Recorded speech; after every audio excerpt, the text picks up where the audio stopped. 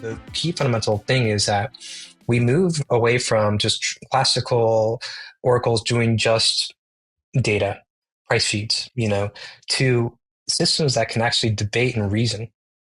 And then in order to keep it safe, you need to randomize the inclusion of these different models. They have to debate with each other and cryptographically sign off on their output, which allows us to bring in qualitative data, not just quantitative data, qualitative, like what is sentiment, all kinds of things that you can't get otherwise into a blockchain. Nothing said on Empire is a recommendation to buy or sell any investments or products. This podcast is for informational purposes only, and the views expressed by anyone on the show are solely their opinions, not financial advice or necessarily the views of Blockworks. Our hosts, guests, and the Blockworks team may hold positions in the companies, funds, or projects discussed. All right, everyone, welcome back to Empire. Very excited about this episode. We have Josh Tobkin, co-founder and CEO of Supra. Supra has been a longtime supporter of Blockworks across permissionless and podcasts, so really excited that they made this episode possible. And yeah, Josh, just welcome to Empire for the first time, man. Yeah, no, it's great. I've been listening to your podcast for years. I learned so much from it and really love your takes. So it's such a privilege to be here. I have horrendous takes, but we bring on people with good takes. So I'm glad that, I'm glad to have you on. So the reason I wanted to bring you on is you guys just released this white paper, Supra 2.0, automatic DeFi and the future of decentralized finance. You rolled out this term that I had never heard of called AutoFi. And the way that my, smooth brain thought about this was, look, right now in crypto, there's a lot of actions that users have to take. But what if you could run DeFi essentially on autopilot? Managing risks, moving money in real time, generating real revenues. And obviously for that, you need the infrastructure. And I think that's what you guys are trying to build. So I want to get into that maybe in the second half of this. But for the first half, can you just give us the setup for this conversation? And maybe the first place to start is just what is Supra and what are some of the design decisions that you guys have made to get here? Yeah. So Supra, our point of view and our kind of general thesis is that if a layer one can handle more services than just one thing, then it should. If there's enough compute and bandwidth available for these nodes to be doing more than one service simultaneously, they should. So our thesis is basically the opposite of the modular thesis. Ours is the vertically integrated thesis, full vertical integration, single layer one that also has built-in Oracle protocol that's very high performing, very secure, cross-chain communication, and on-chain randomness, as well as automation. The automation is a big one because it can enable many things, but really the magic happens when you combine smart contract platform, high performing consensus with parallel execution for smart contract execution with access to Oracle data. So you have all these different triggers in which you can do things and to trigger automations. Having them all together on a single stack is really where the magic happens. Okay, how did we get to this as the philosophy, right? Because on one hand, maybe you have like these general purpose chains. On the other hand, you have like app chains, obviously. It vertically integrated. Maybe you could also say like purpose built. You guys are maybe somewhere in the middle. I don't know if that's if it's dumbs it down too much to use that kind of spectrum, but how did you arrive here? The first origin of the idea is back in 2017, like November 27th, San Francisco. It just clicked to me that we could organize the network into a very unique architecture we call tribes and clans. And but in order to keep the shared security, we needed randomness. So we randomized the allocation of nodes to different committees, right? And to get randomness onto a deterministic, perfectly ordered blockchain was a difficult problem. And in my naive kind of point of view, like 8 years ago, I was like, okay, we need oracles for this. I was actually originally, like back in the day, very supportive of Chainlink and Link Marine, because I was like, this makes so much sense that smart contracts can do so much more with oracles. And also, basically just the way that a very naive approach was like, okay, with oracles, we can take stock prices, crypto prices, weather data, combine them together to create randomness. That was the actually origin of this. Of course, what we do today is much more quick, lower latency, faster, cryptographically secure, unbiasable, unpredictable for the randomness component. But that opened up the door of like, yeah, a blockchain should have built-in oracles. And by then, or back then rather, this was not a common idea. I mean, people were still trying to wrap their head around oracles. And that naturally led towards, well, what else is an Oracle problem? Well, it turns out Mm. cross-chain communication is part of the Oracle problem. Automation is part of the Oracle problem. So yeah, we, as well as of course getting data on chain from the outside world. So that's the origin, and that's how we kind of got inspired to pursue this. And then ultimately, just fundamentally, I will say that the advent of Solana really kind of shaped my worldview. It was very much shaped about, actually, I went to blockchain trying to scale Ethereum originally. I was a nobody, but that was my intention, right? And then Solana comes several years later after we created our own crypto lab. And Anatoly really shaped my point of view in terms of like, well, these nodes can be doing a lot more. And then that kind of just matured the line of thinking that we already had. Mm. What on the Oracle side of things? So right now, if an Oracle data in Supra is able to land in every block, as I understand it. And again, I'm going to ask some really dumb questions because I'm not too deep into the weeds of Supra. But as I understand it, Oracle data actually can land in every block. Others, I think, don't do this because there's this, right? It can kind of congest the blockchain, which can hurt DeFi. So what you guys have done is make this design decision to actually land the Oracle data inside of the block. Can you just A, tell me if I'm even right on this point, and B, expand on like why this is so important? Yeah. So our blockchain is super fast. When things are on the fast path, we're producing 3 blocks per second. So we're talking about 300 milliseconds, full finality, by the way. So Mm. very fast.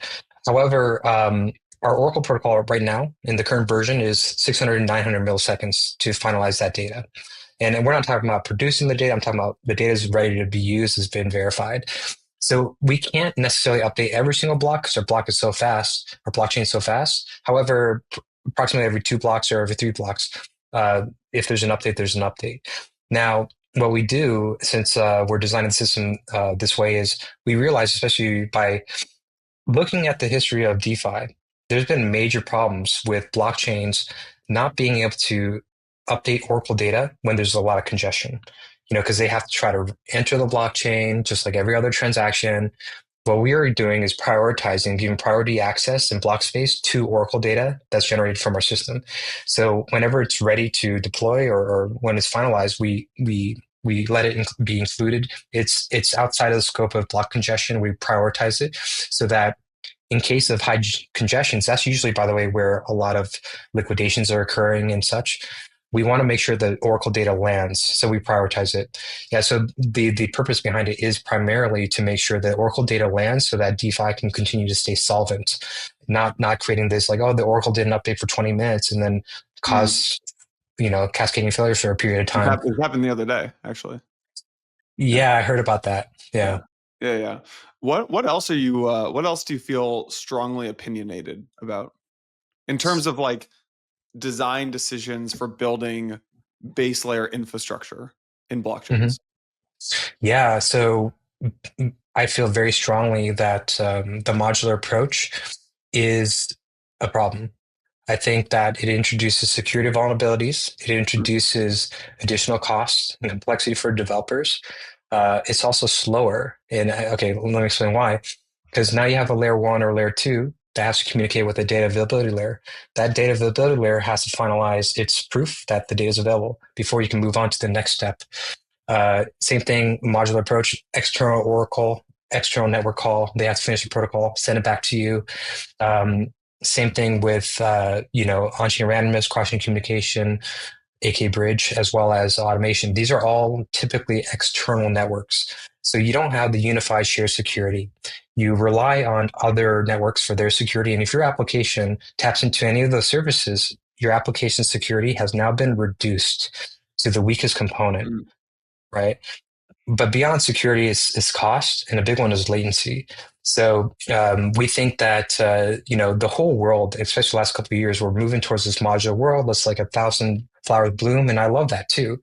You know, but Supra's philosophy is full vertical integration. Now Mm. there is a caveat. While we have been described as like a mega monolith, we do have modular components, meaning the consensus algorithm can update without affecting the Oracle protocol. The automation V1 to V2 can update without affecting Oracle or layer one execution, etc. So it's a monolith, but it's built in a modular fashion. Actually, any global scale technology has to be built this way. So why not blockchains? Yeah. Okay, so as I'm understanding it, so you've got this mega monolith, or maybe we call it like a monolithic unified system where you've got these maybe modular components inside of this monolithic system. Um, okay, okay, I'm just wrapping my head around this, and then you've got this vertical. You also describe it as like this vertical stack. Maybe my next follow up question to that would then be, which part of the stack do you want to build and own? And which do you want to outsource, right? Because one of the early strategies of like L1 builders was, hey, we'll just build the very bottom of the stack, and then we want all these great developers and founders to come build. And now I feel like it's starting to actually change. Where if you talk to a lot of the best L1 founders, the new folks, I feel like they say, actually, we want to build more and more of this in house. I'm curious how opinionated you are on that note.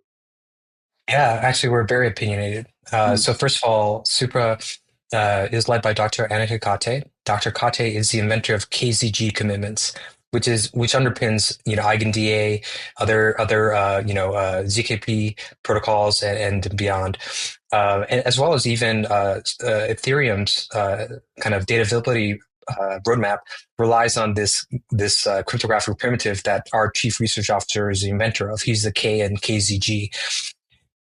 We have him and we have other academics and former professors as PhDs. They're on staff. Now, when you have that, right, full time, that type of caliber on staff, you got to understand that even myself, as primarily focused on product, right, I can't say, let's take shortcuts. It doesn't mm, work.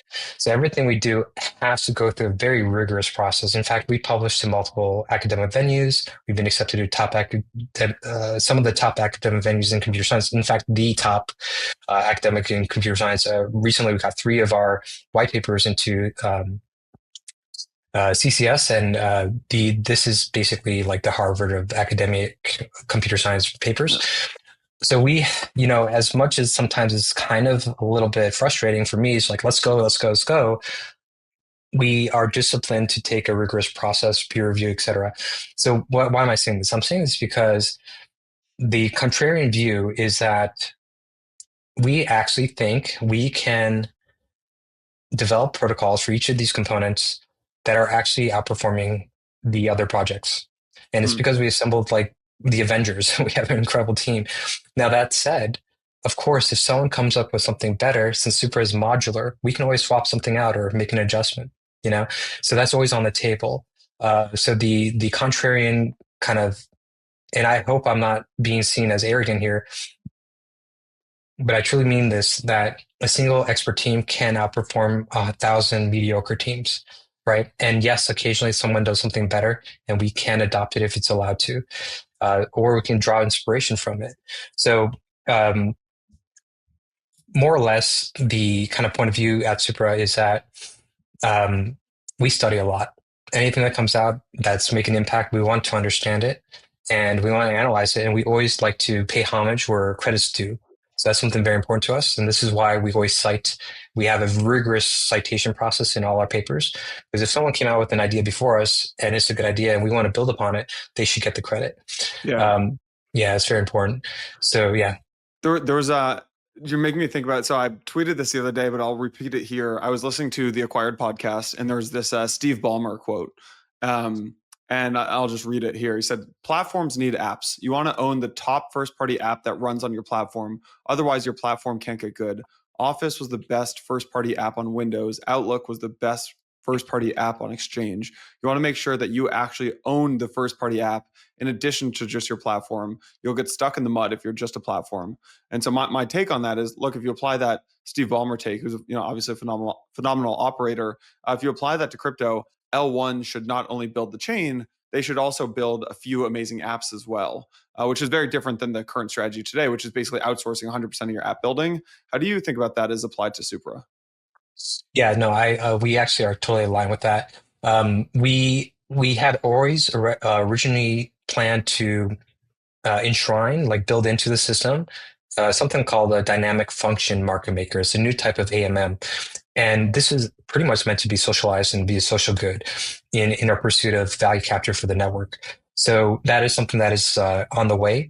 And more recently, I guess I can just go ahead and say it. Supra is going to be incubating a couple of protocols, including next generation perp dexes that leverage our stack. For example, Hyperliquid really did an incredible job with their product, right? And also their kind of dynamics in terms of community, the revenue share, et cetera.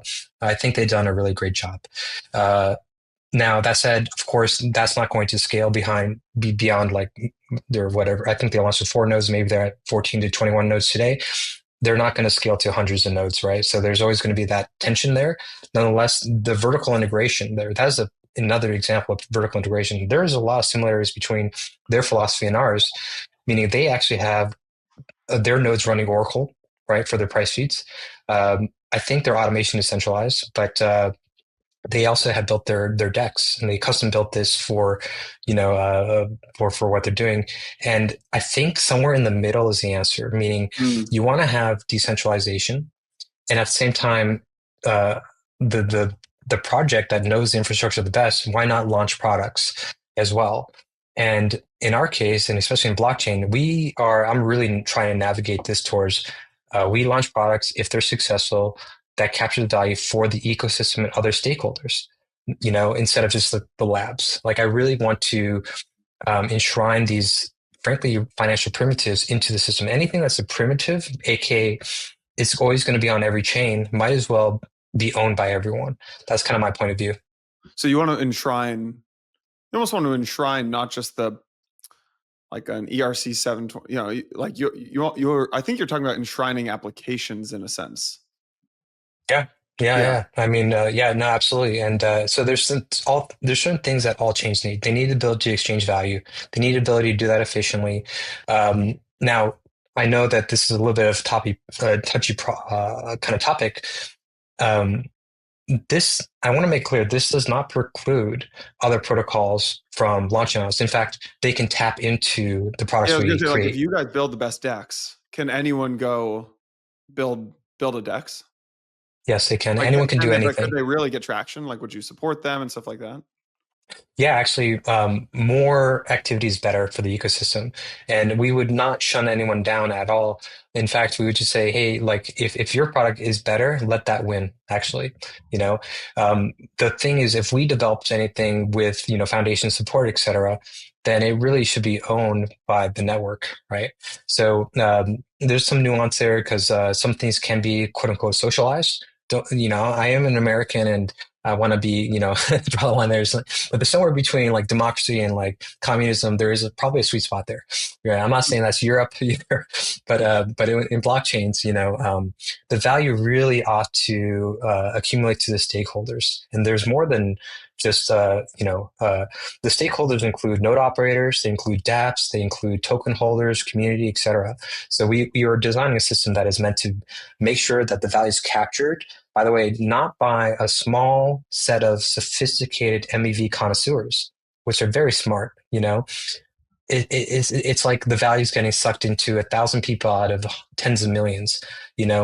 Whereas what we're trying to do is make sure that value is kept into the ecosystem, keeps the ecosystem alive. And this is the kicker. If we do this successfully, we hope we can wean off of block rewards within 2 to 3 years. So there's less inflation, and that's good for everyone. Yeah. What are your thoughts on? I mean, I know you strongly disagree with the kind of modular thesis. What are your thoughts on other L1s like who seem to be doing quite well right now, like the Solanas or Base or Hyper? Like, I mean, you could say Hyperliquid's you could say they're an L1 because they say that they're an L1, right? But what are your thoughts on those guys? Yeah, no, well, let me start with Solana. Mm-hmm. So Supra actually, we've paid a lot of attention to Solana, but we always knew that proof of history was like an inefficiency and consensus. It will never perform better than a classical consensus algorithm.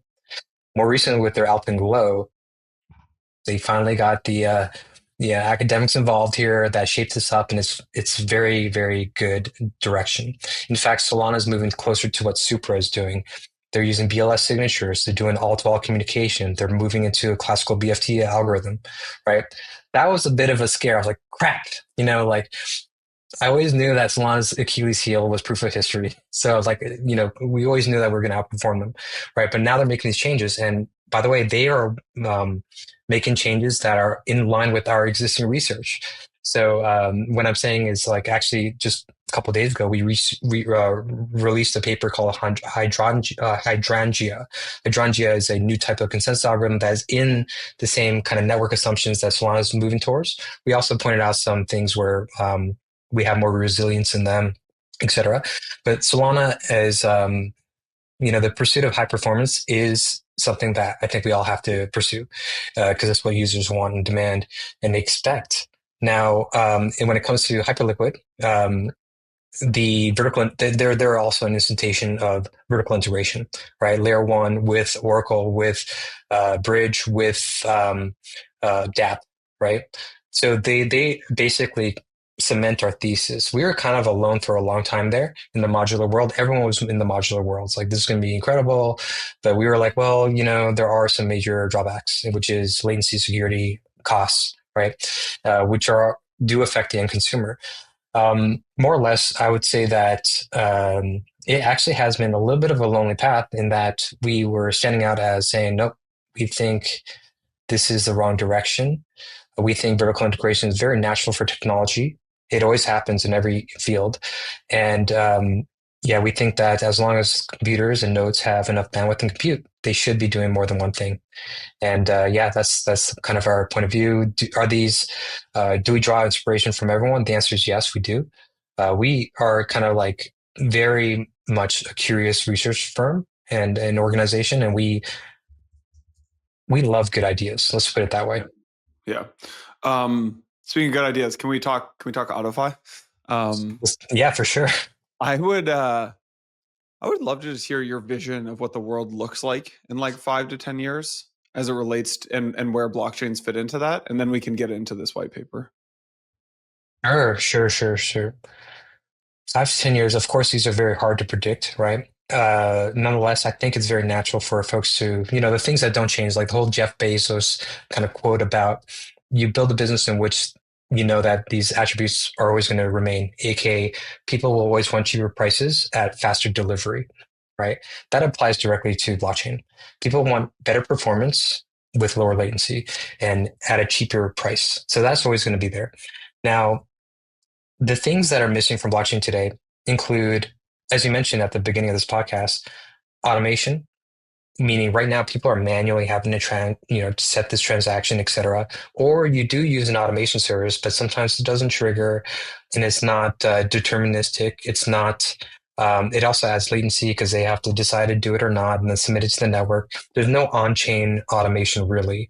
There's definitely not a layer one with Oracle with automation. That's actually where the magic happens. You need all three. So the other component is also in relation is 5 to 10 years from now. I mean, AI ain't going nowhere. Let's put it that way. That is going to be, it's a major platform. It's a new computation paradigm, so to speak. I think everything gets reinvented with it to a large degree. And we need to figure out, where does blockchain and AI intersect? The problem with AI is that it's not deterministic. It can hallucinate, right? And that's the opposite of blockchain. Blockchain is perfectly ordered, transparent, and clear. But how can they work together? And so we think in the next 5 to 10 years, you're going to have high throughput, parallelized execution with access to AI to do things on chain in a very safe manner. And also, we think that automation is going to play a big role here. Part of AI, major thing about AI that's going to help us is automation of workflows. But these workflows exist in layer ones as well, whether that's a sophisticated strategy, it could be a trading strategy or a hedging strategy, whatever it might be. There needs to be automation. So AI and automation go hand to hand. AI, blockchain, and automation go hand to hand. How do we do this though? And our conjecture is that you need to vertically integrate to do this. And but remember, vertical integration does not mean centralization. That's the key tension here. Right. We're designing these systems to be decentralized. Okay, let's get into the AutoFi a little deeper, because instead of using this word verticalization, I want to get like maybe into a little more of the specifics. And there's this one line from the white paper that I'm going to read. Um, okay, by embedding, skip. AutoFi transforms BlockFi. Okay, AutoFi is automatic DeFi for people who missed that at the beginning. AutoFi transforms blockchains from passive settlement ledgers into proactive, real-time economic systems capable of autonomously coordinating liquidity provisioning, adaptive vault strategies, arbitrage, and liquidation. Tell me what this means, Josh, and importantly, how are you guys doing this when other, like, I think this is a commonly held idea that AI is going to change things and the world will get more automated. A, what does this actually mean? And B, how are you guys able to do this? Yeah. So today, blockchains today are these passive ledgers. Things happen, it's recorded. After it's recorded, someone triggers something for something else to happen usually. When you have automation built into it, so the way our automation service works is every automated task is registered across our layer one itself. Every node has this information. So they don't have to communicate and run another consensus algorithm to decide, yep, we should do this. They all know if these triggers in this block are correct and these conditions are met, we automatically in the same block execute this, right? And we run automation every block, which means up to 3 times per second, you know? So it's very fast, virtually instantaneous. Now, that alone will help you automate on-chain transactions based off of things like Oracle data or state changes or transactions that are trades. You can say, hey, look, if this happens and these other conditions are met, do this without human intervention while you sleep. So it's like autopilot.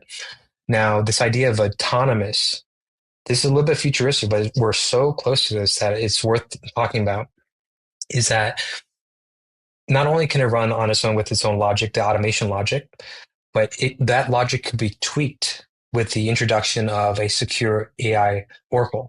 You know, you need, when I say oracle, I'm just saying this is something outside of the layer one itself that is bringing information into the layer one.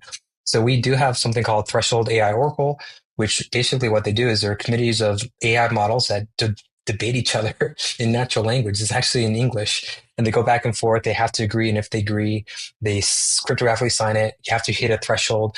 What this allows us to do is get decision making done in real time by these autonomous agents, but not just a single actor. It has to be a committee of them who one might be programmed to be pessimistic, you know, like very pessimistic, like no. And another one might be, you know, looking for opportunities, and then they still have to kind of reach agreement before it's brought on chain. And this can power adjustments to automation. So it can kind of, you know, be this reflexive system based off real world events. So you've got these agents. So okay, threshold AI or threshold AI oracles, TAOs. These are really agents that you've pre-programmed to essentially vote on what should happen. Like, I use vote in quotes, but like direct the protocol and things to happen. What are how many agents do you have? Is it like 7 and you need 4 out of 7, or is it like 700? Or yeah, what does that look like? So it's so early. This idea, we went from idea to paper to prototype in less than 3 months. And so right now in our prototype, which we shared online, it's only like 4 or 5 agents. But this is supposed to grow, and we're going to invite. It's going to be permissionless, meaning anyone can stake, anyone can participate. There's going to be models that are fine tuned for various use cases, right? And there's a lot more to do here. But the key fundamental thing is that we move away from just classical oracles doing just data, you know, price Right. feeds, you know, to systems that can actually debate and reason. And then in order to keep it safe, you need to randomize the inclusion of these different models. They have to debate with each other and cryptographically sign off on their output, which allows us to bring in qualitative data, not just quantitative data, qualitative, like what is sentiment, you know, all kinds of things that you can't get otherwise into a Huh. blockchain.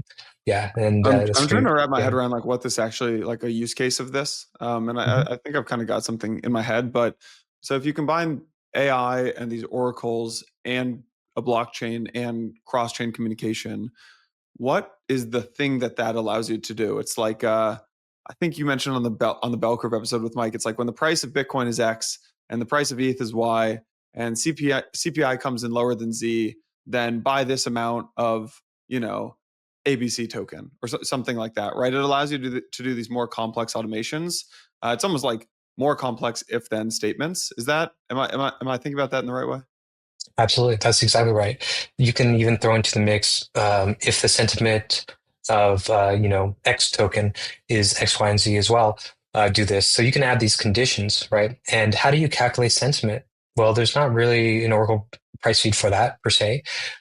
You may have to analyze the news, the world events, and so it basically just expands the aperture of things that can move on chain to trigger automations. Basically what this means is individuals can have their custom strategy and their own worldview as to what moves the markets, and they can do what they want with that. It's basically just giving you more tools to decide how you want your assets to be managed. Mm. Have you thought about, Mike and I have been just thinking nonstop about prediction markets and like what they will. Our take is kind of like Poly Market and Kalshi might be V1, and V2 is going to be might look a little more intricate. What are your thoughts on prediction like this? Maybe this is because in my head I've been thinking about prediction markets nonstop, but how do you think about deploying this new AutoFi tech into prediction markets, and if there's any sort of crossover? Or I don't know if you've maybe you haven't thought about that much, but Oh, absolutely. And by the way, if you guys want to work on this, let me know. yeah. But basically, the threshold AI Oracle is can resolve the prediction market without human intervention. So Polymarkets relies on UMA Oracle, UMA. And there was a recent attack where there was a governance attack. Someone had acquired enough UMA tokens and voted incorrectly to arbitrage their position, right? And I think they made money off of that. So that's like human in the loop, right? But Threshold AI Oracle, if it's robust enough, can just resolve the answer to all these things at the end of the prediction market deadline. The Oracle can just run its protocol, cryptographically sign it, reach the threshold of the system, and then just it's done. No humans required. So this is something that could speed up the settlement process, but also remove human bias at least. Of course, AI is going to have its own challenges. Nonetheless, this is why we introduce committees that debate each other. Yeah. There's sorry to interrupt. I was just thinking there's an interview that On Chain Times did with Dahmer, who's the number one trader on Polymarket, and there's this quote he said, which I didn't know this existed. He said there's a cottage industry of users on Polymarket who actually specialize in trying to convince UMA in the dispute process, and there's all this like schmoozing and I forget the actual details because the article is like over a year old, but all the schmoozing and backroom deals involved, and it he's like look, it borders on like fraud, but he's like, you have these token holders with a vested stake in he was saying if Polymarket had a token, it would actually make a lot more sense because you'd have token holders with a vested stake in Polymarket's success, where they would be the people deciding the resolution in unclear markets. And as it stands right now, UMA votes on the disputes, but their interests are a little misaligned with Polymarket. So anyways, not to go down a Yeah. weird rabbit No, hole. no, I can see that. It's a Um, little bit not surprising to hear that there's that smooching and kind of, yeah. hey, what if you change your vote? Yeah, but and I want to say that Threshold AI Oracle, especially in unclear situations, may need eventually human intervention. But for vast majority of the use cases, I think probably 95% of the use cases, maybe 99%, you're smooth sailing, fast response. This is definitive. This is it. Yeah. Yeah, it's only when like they cannot come to an agreement that humans might have to be involved there. But yeah, back to kind of what you're saying is like for AutoFi, uh, pretty much like automating your strategy is really what it comes down to. I'm trying to do like, for example, Bitcoin doesn't have smart contracts. Well, wrap Bitcoin to Supra and tap into these, access to smart contracts, automation, Oracle, to do more interesting things and to trade your asset. By the way, some of these strategies with Threshold AI Oracle, you'll be able to do on Supra that you can't even do on a traditional SEX. You can't even do this in TradFi, which is really interesting because we think that this is going to be a compelling reason why folks will, over time, we're actually rolling out our Supernova crossing communication bridge. We think in like maybe less than 2 weeks. This is layer 1 to layer 1 communication. We think that when that's implemented, folks over time will start to have a strong reason to bring their assets to Supra to execute these things you just can't do elsewhere. Mm-hmm. Interesting. Like, can you say more examples of what you can't do elsewhere? Yeah. So big ones are sentiment. Of course, you could do this in a centralized manner if you're a sophisticated developer, can set up the data pipelines and all those things related to that, right? But for the average retail user, these are just it's a no-go. But imagine a strategy builder that's AI assisted. You're just talking to it in natural language, even just voice. Where you're saying, "Hey, this is what I think. This is what I'm trying to do. Can you help me set it up?" And then it can help you set up your strategy. But you don't want to quite deploy just yet. You're going to want to back test it on historical data. We have Oracle data, sub-second kind of finality, many ticks that you can start to test it against as well before you deploy to make sure your strategy does perform or outperform the market. Um, other things you can bring on chain, yeah. So sentiment's a big one. World events. And that includes like start or ending of wars, interest rate cuts. Another one, technical indicators. Many things that you might not otherwise get as long as we can bring it into the blockchain safely, which is an Oracle problem, Mm. then you can mix and match all these variables, and the combinatorics are very large. So it's kind of unpredictable how people will use this. At the center of a lot of this is the Super Treasury, which, as I understand it, is this basically auto vault. It's this vault that's like a programmable vault that sits at the center and dynamically allocates capital to different AutoFi strategies. Can you just expand on like what the purpose of the Super Treasury is? Yeah. So this decentralized treasury is actually meant to be network owned. It's actually meant to be a public good, right? So, and we should definitely talk about like how it plans to capture value. But the idea is that we have these strategies that are built into the system through what we call auto primitives, such as auto liquidations and auto arbitrage, meaning community goes first, but any opportunity that's left, the system level automation can kick in and we can rebalance DeFi. We can make sure that any liquidation that was not triggered, we trigger it. Keeping DeFi solvent, by the way, this is good for everyone. But these also tend to come with significant revenue, right? So, of course, community can go first, but they're also paying for their gas, for execution fees, et cetera, and automation fees. But any opportunity that's missed, this treasury at the system level will capture those opportunities, become a revenue source for the treasury. Now, the Mm. treasury, moreover, will take that revenue, and first of all, that revenue is designed to be split across dApps where the opportunity came from, becoming a new revenue stream for the dApp. They might not be capturing; they're not necessarily capturing this value today. It's being leaked out to these very sophisticated MEV searchers, extracted from the network, right? Whereas if you are a dApp and you create this opportunity, whether it's liquidation or arbitrage, you really deserve part of that revenue cut. That's our point of view. We capture it, we redistribute it in real time to where it came from, but also, and we can talk about this a bit, but we are trying to remove toxic MEV as a revenue stream and incentive for node operators. This is very sophisticated in how we approach this. But we replace it with this revenue capture and revenue share in real time. So node operators have, we try to mitigate toxic MEV, but we replace it with a new revenue stream. The treasury, let's just say that maybe it's 50% to the treasury, which represents the network and community. What we do here is the idea here is that we accumulate the treasury. This is eventually going to be completely governance based Mm. where, we could do buybacks. We could do reinvestment into other initiatives. It could be a protocol development. It could be investing into promising dApps. But also, where it gets really interesting is with automation, the treasury can slowly, with approved dApps that are deployed in our community, the treasury could actually deploy as a liquidity provider, starting with a little Mm. bit, deploying a little bit, monitoring it. How's the activity? What's the ROI? Increasing the amount that's deployed slowly over time, right? To provide liquidity at, not by not, and by the way, these types of activities are still fee generating. The motivation is still simultaneously value revenue generation for the treasury, but also redistribution. This can help dApps that are, have been qualified, meaning maybe they've passed the audits and, maybe there's a docs team and, other things. If they pass this kind of rating system or community driven kind of review system, then the treasury could automatically start to deploy some capital, providing liquidity to dexes or lending protocols. and then scale that as performance improves, providing, and doing this not in a mercenary manner. It's actually completely missionary. We don't have to charge as much either.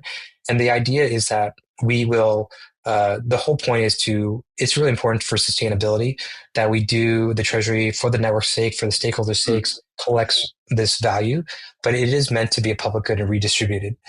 So that's the intention behind it. Do you think there's an idea that actually the best business for a lot of L1s and L2s to be running is more of a fund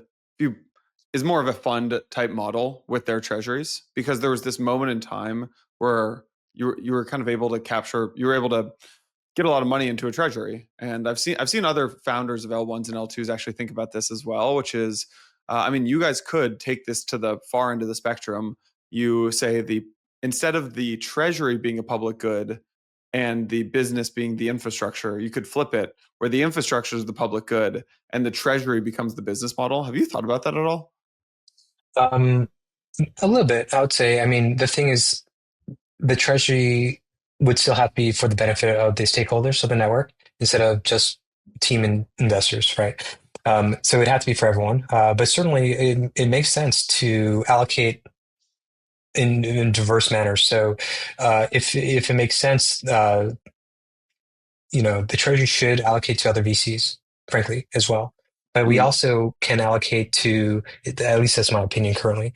But at least, the system is designed to capture some of the revenue that's lost to MEV otherwise, and then to redistribute it to dApps and ecosystems. These things can be governance based.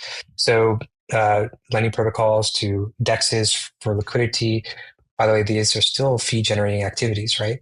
Investing into other dApps ecosystems. It could be we want to invest in education and have like a hacker house in the physical world, whatever it might be. These are things are possible. But I do think there's a strong balance between ultimately the treasure becomes a completely public goods for the public good, and that's its mission, right? But should it allocate to other fund managers, almost like like a fund of funds? The answer is yes. In my opinion, I think they absolutely should, and we intend to do this, by the way. Yeah. But step one is we do have tokens allocated for treasury, but step two is to actually implement this flywheel. We have automation going to mainnet a couple of weeks from now. Implement the auto arbitrage, auto liquidation, generate the revenue capture redistribution mechanism, which we already started working on. As we build the coffer, so to speak, those funds should not sit there idle. We want to put to work, help the ecosystems. Of course, in the short term, that could just mean purely just capture the value, lock it up as, basically buybacks. But also, instead of burning the token, right, we are thinking to introduce something called freezing, where those tokens are frozen for, let's say, 3 years, removed from circulating supply for the 3 years period, having the same effect as burning. But 3 years later, it becomes accessible to the treasury and the network that can be deployed according to, what is required at that time.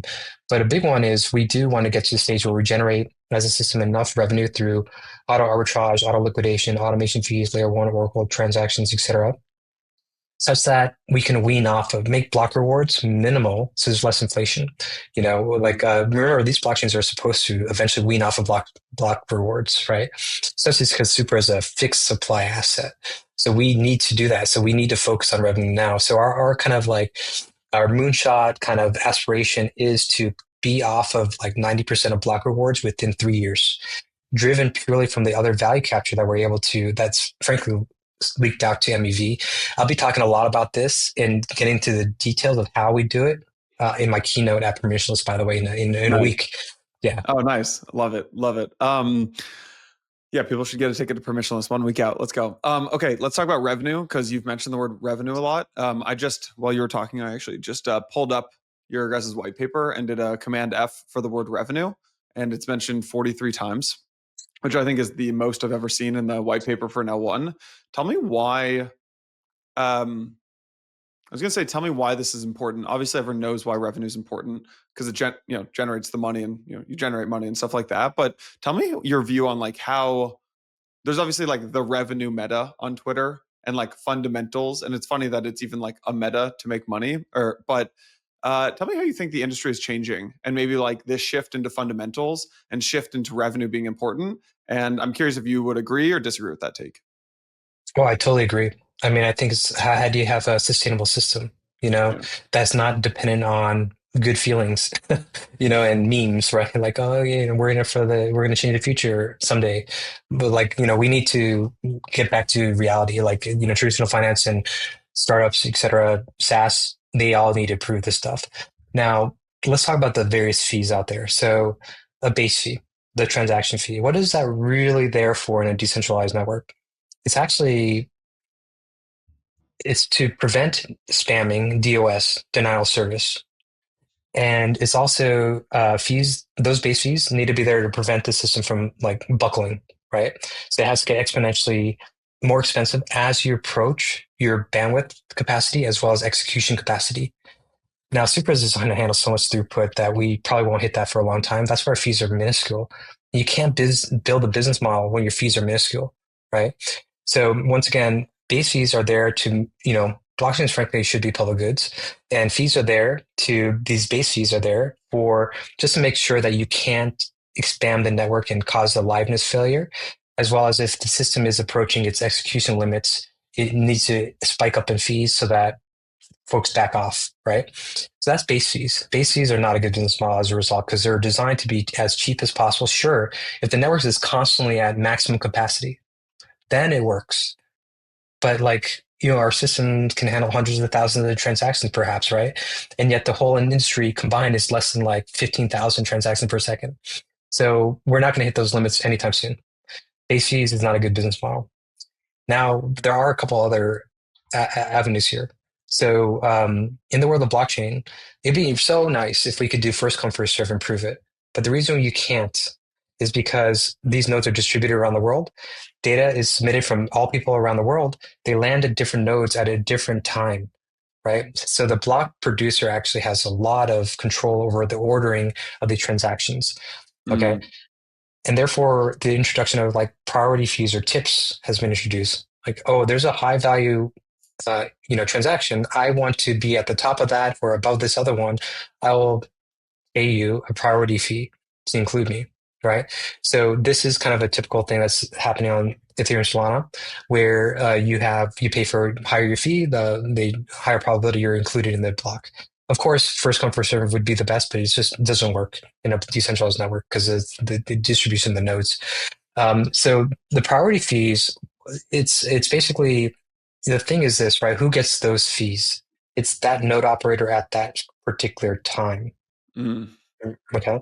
It's not the whole ecosystem. It's not all the other stakeholders. It's not necessarily to the DApp or to the token holders.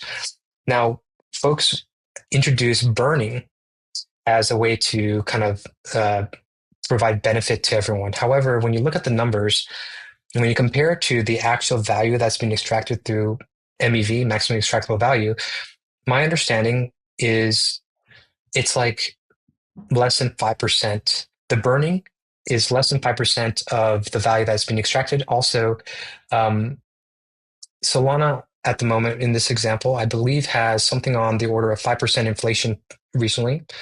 And it's also like less than 5% of inflation. So you're still inflating 95%, something like this ballpark, right?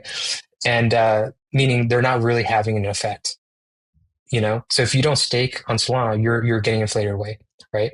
And the intention was to have fees that are burned that benefit everyone. But if you're only burning a small percentage of the base fee and these priority fees, whatever it might be, and they're only 5% of the inflation, then it doesn't really do anything.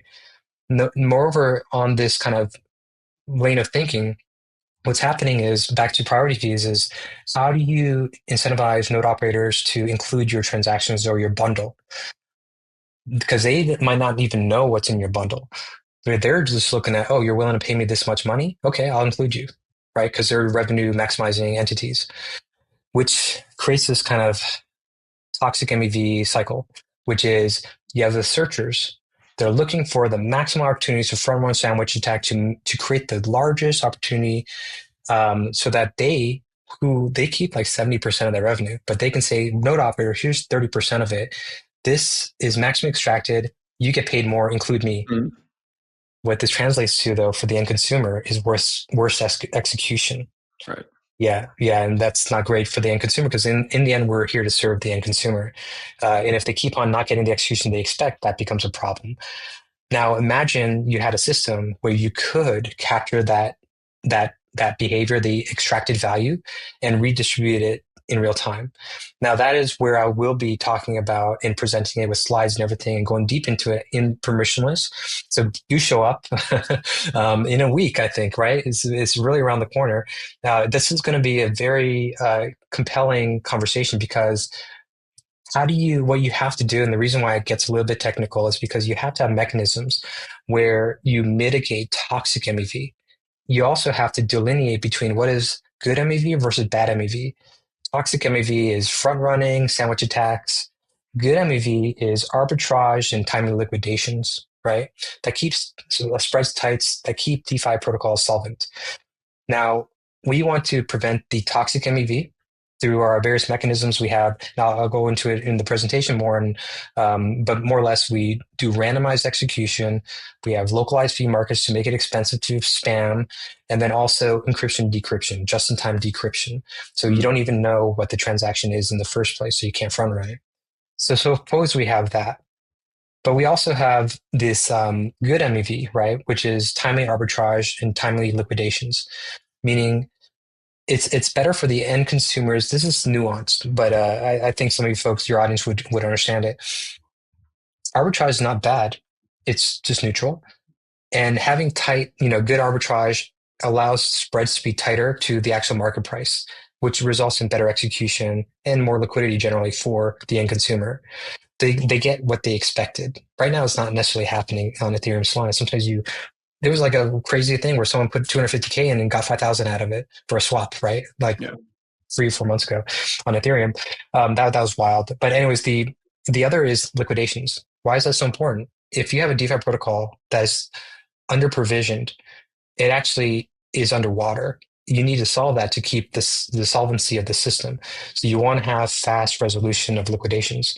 This is why Aave, Chainlink, and Flashbots are collaborating. My understanding is that Aave has Oracle-driven liquidations. Chainlink, when they're producing their price feeds, that may trigger a liquidation. By the way, liquidations are large revenue generating opportunities. It could be up to 5% or more. But let's suppose 5% on $1 million is 50,000 to trigger that transaction. Right. Okay, that value is usually being siphoned out by external actors. I think Aave's intention here is to work with Chainlink, know when that liquidations or that price feed is going to liquidate that position, work with Flashbots to bundle it and route the value back to the Aave and Chainlink and Flashbots ecosystems, capturing it. So my point here is saying that is dApps are not necessarily capturing any of this MEV, nor is the layer one ecosystem. Now, what we're doing is we're designing a system where you can capture this. And this is achieved by, as I mentioned, we have automation first and retail goes first. They pay for their automation fees.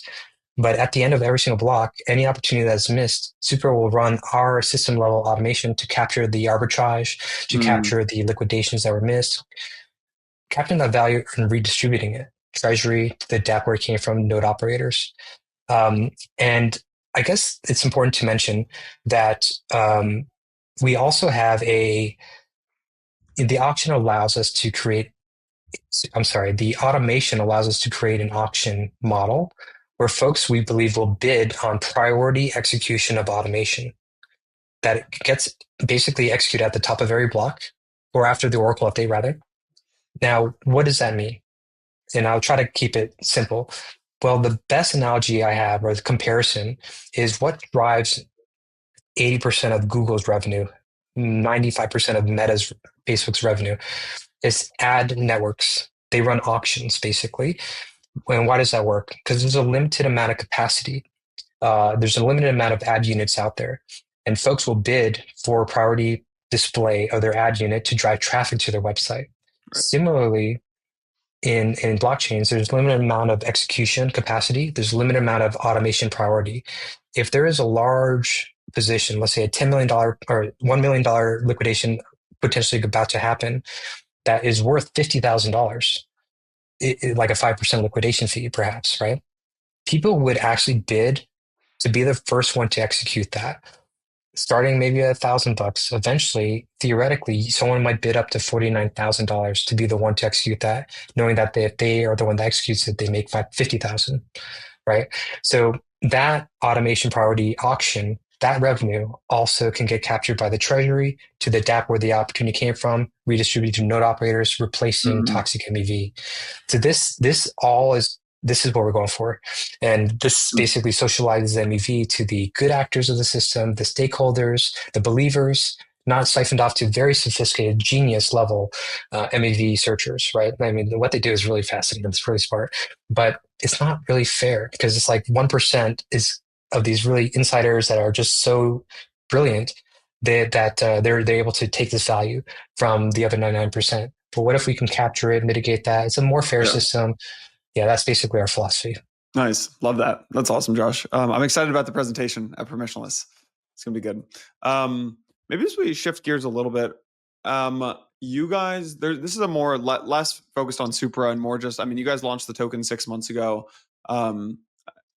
What do you think about it? Sometimes it seems like in crypto, there are the like haves and have nots, or it seems like some people are like in with the cool kids or like deemed cool by like the in crowd and others are not. How do you think about this dynamic in crypto? I don't know. I was actually just talking about with the founder of another L1 the other day. They've been around for like 7 years, and just for like one reason or another, haven't really gained track. Their token's been out for years and years and years. And he's like, I just don't get it. Like, we're just not in like the cool kid crowd. How do you think? Yeah, how do you think about this like weird dynamic that exists in crypto? Yeah, so there is such thing as a cool crowd. There always will be. There it was in high school. It's in life in general. But does it always make sense? And the thing is this, right? If you cannot necessarily get into the cool crowd, right? And Supra struggled with this a lot, because as Americans, me and my co-founders, we left America to go to Asia. And, when you're in Asia as a foreigner, you're not always accepted either, right? And the, part of that, though, is that we tapped out of we didn't really tap into the cool crowd by not being in the States directly, going to all the USA events, meeting like, you guys years ago. We only met last year, first time, right? And the thing is, there's basically one, you're in the cool crowd and you get a lot of boosts in the beginning, but you still have to prove yourself. Or you're not necessarily totally into the cool crowd yet. And especially because Supra, we are so contrarian. We're not friends with layer twos, so to speak. I mean, we're not super friendly. Of course, I love the developments we all do, but our thesis is counter to that. And that was like the main kind of focus of the last 2 years. We're also competing with oracles. We're also competing with bridges, right? We're competing with pretty much. We're also competing with layer ones. So we didn't really get that synergy of, oh yeah, we're working with layer zero. By the way, we would love to work with layer zero and Chainlink and others. As a layer one itself, if they will have services that we don't offer. So this is totally allowed. I just want to make that clear. This is not like we don't allow them in. No. They're welcome to deploy. We're welcome to work with them. I'll personally guide them. That's fine. We would love that. But still, there's kind of always a little bit of friction there because we're competing with everyone. Like literally layer ones, layer twos, oracles, crossing communication protocols, automation, etc. Right. And as a result, I think there's less cross promotion. The only way to get out of that kind of bucket to actually get the attention when you're in kind of that position is to do something no one else is able to do that actually has product market fit. This is why you just have to become a popular product on your own right. So this is why we actually really believe layer one smart contracts with Oracle data, threshold AI, Oracle Tau, automation. We think this is going to have product market fit. We're moving automation to mainnet very soon, like in a week or two, and we're building all these automated open source automated primitives that anyone can mix and match and do things. We're maturing that stack. We think that this is going to be a very powerful tool for retail, to craft their intention on chain and to execute these automation running their strategies. People, I think it could be very fun in that they'll start to monitor their performance relative to others and adapt it in real time. And it's real stakes, so it's real money, right, so to speak. So you do want to have security, you want to have determinism, but also I think it can bring out that competitive nature. Now, we all have also seen cases. I don't want to punch down here or anything, but we have basically our major competitor going to market was Movement Labs, because we're the third layer one to be move language based. By the way, we are rolling out EVM support. It's already on testnet, so it's coming. We're going to be a multi VM execution environment. But back then, I also never understood. It's like, wow, like these guys are really great at promotion and connection and getting support, because they're young, they're articulate, seem ambitious, right? And I was like, wow, I don't understand why we don't get that attention either. Of course, they spend most of the budget marketing than technology, but my point though is that we've also been accused of almost being too straight edge, made too research focused, too no backroom deals, too not doing OTC deals, etc. And we're just like, well, we just want to, we avoided the FTX collapse, Lunaterra collapse, and other things by keeping it simple, not playing, you know what I mean? So it's like, this is our habit, is just to keep it simple. Now that said, I think for us, it's up to us to just prove it by building things and showing capabilities you can't do elsewhere to attract actual activity, real activity, not just speculation. And I think we're going to get there like very soon in the next several months as it becomes more apparent, as more dApps deploy that are using automation to do things, to automate things like auto liquidations. They can deploy that, capture it themselves, that they may not have elsewhere. So, yeah, I mean, it is, the truth is KOLs, media outlets, they do to a large degree, VCs, but really media. The truth is, you guys kind of do have a tremendous effect and influence on the ecosystem. To some degree, kind of like gatekeepers, but also but that's natural. I think it's a very natural way for things to evolve. So I think there's nothing wrong with it. And I think it's my job and Supra's job is to keep on deploying, be steadfast, build something people actually want to use. For example, Hyperliquid, build a great product. Sure, it's not as decentralized, and actually our algorithms are better. Both Oracle and Consensus are higher performing what they have, but they have like 10 nodes. We have 10 times larger network, right? 20 times sometimes, maybe 20 times larger. Nonetheless, they built a product that got so much traction that they earned attention. And that's pretty much my attitude, is we're not going to beg and say, oh, why not us? It's more like, no, well, it's our job is not to just have another layer one. Let's do something different. Let's bring the industry to the future. Like build something that people will need very soon. They may not even see it today. And that's kind of our point of view. So I think we'll become the cool kids by next year. Nice. But it'll take some time. Nice. Well, Josh, congrats on everything, man. Excited for AutoFi and everything you're building. And yeah, again, thanks for being such a big supporter of Blockworks. And yeah, excited for the presentation at Permissionless next week. Yeah, thanks for having us. Appreciate it.